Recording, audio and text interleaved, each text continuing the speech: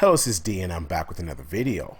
Well, yesterday Digital Foundry did a face-off of Project Cars 2 on the Xbox One X and the PS4 Pro. Now, to my surprise, in their analysis of the game, the PS4 Pro actually had better frame rates.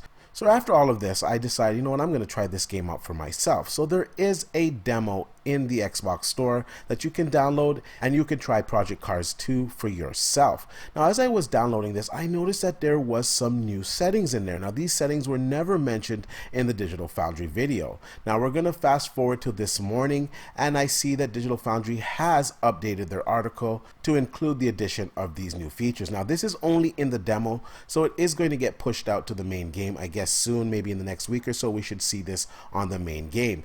Now that they have tested these new modes, the Xbox One X performs better than the PS4 Pro. Now, I'm going to list some of the new modes that are available. Now, there's a visual option mode, which obviously makes you have the best details possible on the hardware, and it will scale up and down depending on the load. And also there's the performance mode, which aims to deliver 60 frames per second locked. Now, on both systems, it is locked at 60 frames per second for most of the time, but the Xbox One X version is running at a higher resolution of 1620p opposed to the 1080p and 1440p that the PS4 Pro is getting. Now, I will say this, the developers of this game, they need to do some more optimization, obviously, on the code, because it's just not up to par. Now, you have Forza 7 running at 4K, 60 frames per second locked, with weather elements, different day and night cycles. It just has a lot more going on, and it looks a lot better, and it's maintaining 60 frames per second at 4K.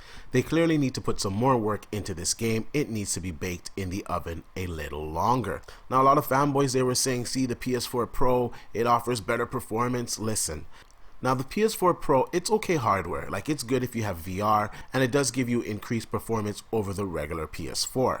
But compared to the Xbox One X, it's just not going to come close. Now, we're seeing games that have 100% more resolution, 50% more resolution. It's just performing better on the console. Now, we know the specs of what are inside the Xbox One X, so at this point, it's really silly to think that the PS4 Pro will be able to match what the Xbox One X is doing in performance.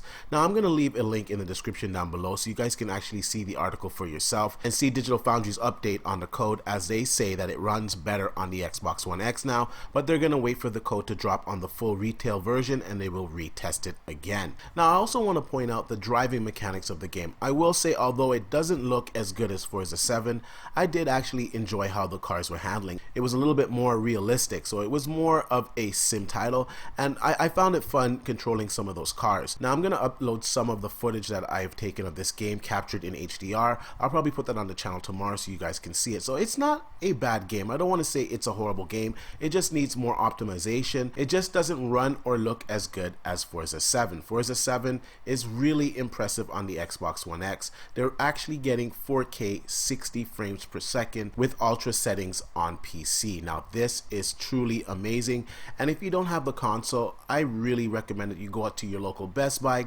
to your GameStop, wherever you can go and actually see the games being played on the system and experience it for yourself. Now, on my channel, I have a few HDR videos that are up that captures how some of the games look on the Xbox One X in 4K and HDR. Anyways, I really want to know what you guys think, so please leave your comments down below. And like I usually say, please like, share, and subscribe to the channel, and I'll see you guys on the next one.